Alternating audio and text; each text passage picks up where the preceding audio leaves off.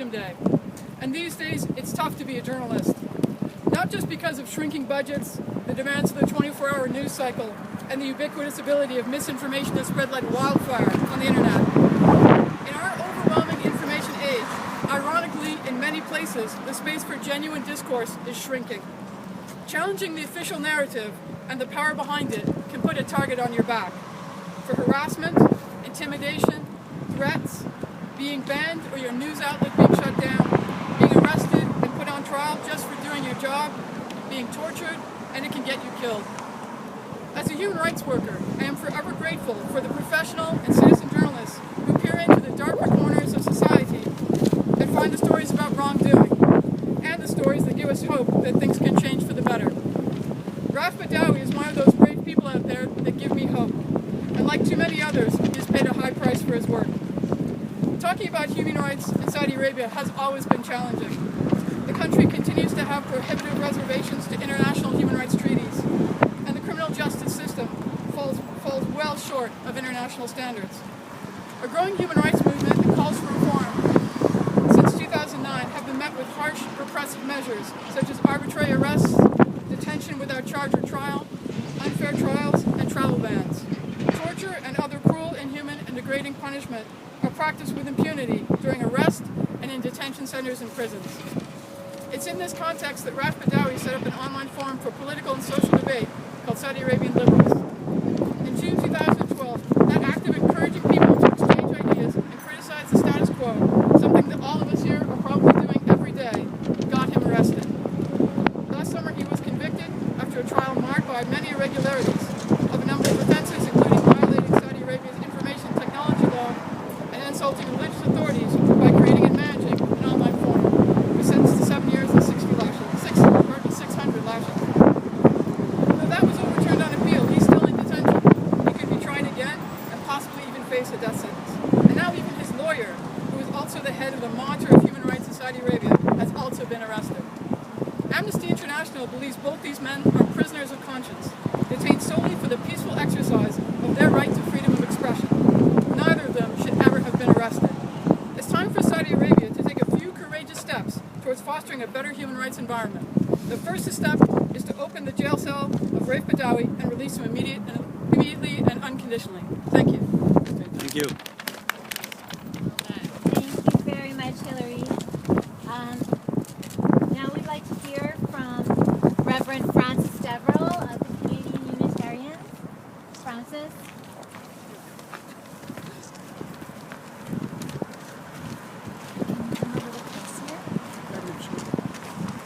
Thank you, Shala, for giving me this opportunity to stand up for basic human rights in Saudi Arabia on behalf of the Canadian Unitarians for Social Justice. Unitarians in Canada affirm the inherent worth and dignity of every person. We believe in a world based on justice, equity, and compassion.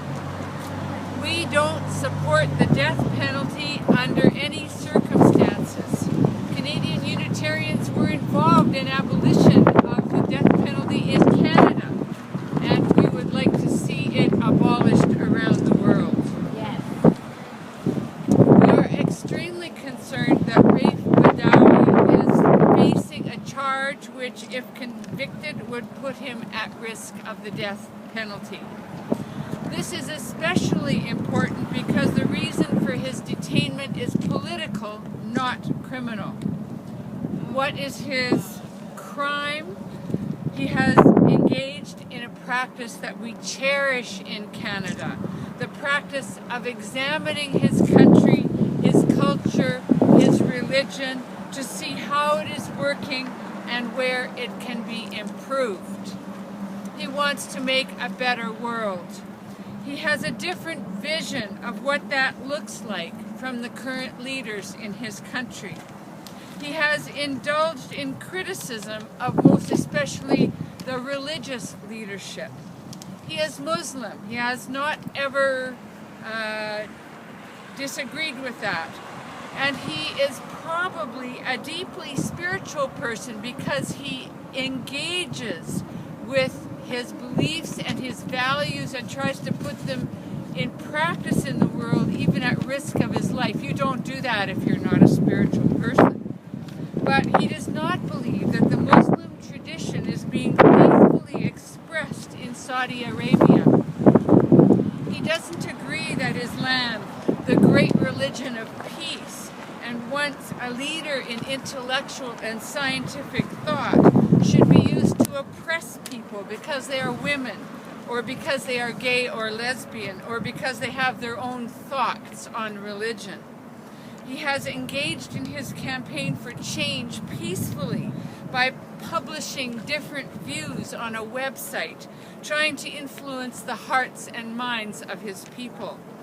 If Saudi Arabia is going to be a modern country in the 21st century, it must allow for a peaceful, free exchange of ideas on how to move forward.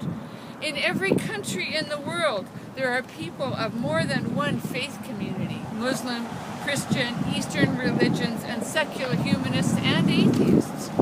In our faith community, we have believers and non-believers from every faith perspective walking among us. We listen to each other and learn from each other. This is not a danger to the well-being of a society. Rather, it makes it richer and lays the ground for people to live together in peace. We call on the government of Saudi Arabia to reconsider. You may believe that you can silence dissent through imprisonment, intimidation, and death. But history has shown over and over again that this does not work. In fact, dissent often intensifies and becomes more resistant to authority when you attack it with such barbaric tactics. When you back people into a corner and their soul is at stake, they often become even stronger in their beliefs. You are at risk of making a martyr of Raif Badawi, someone who will become a symbol for change in the future. Release him. Drop the charges of apostasy. Return him to his wife, Ensaf, and his 3 children. We believe that if you do this, and if you allow the atmosphere for free speech and human rights to relax a little bit, you will free your people to become the best citizens they can be, to put their intelligence and their creativity toward making Saudi Arabia one of the great countries of the world. Extremism of all types breeds terror. Openness in society breeds peace. Make the world a better place. Release Raif Badawi and send him home. Yes. Thank you. Bravo. Free Raif now! King Abdullah!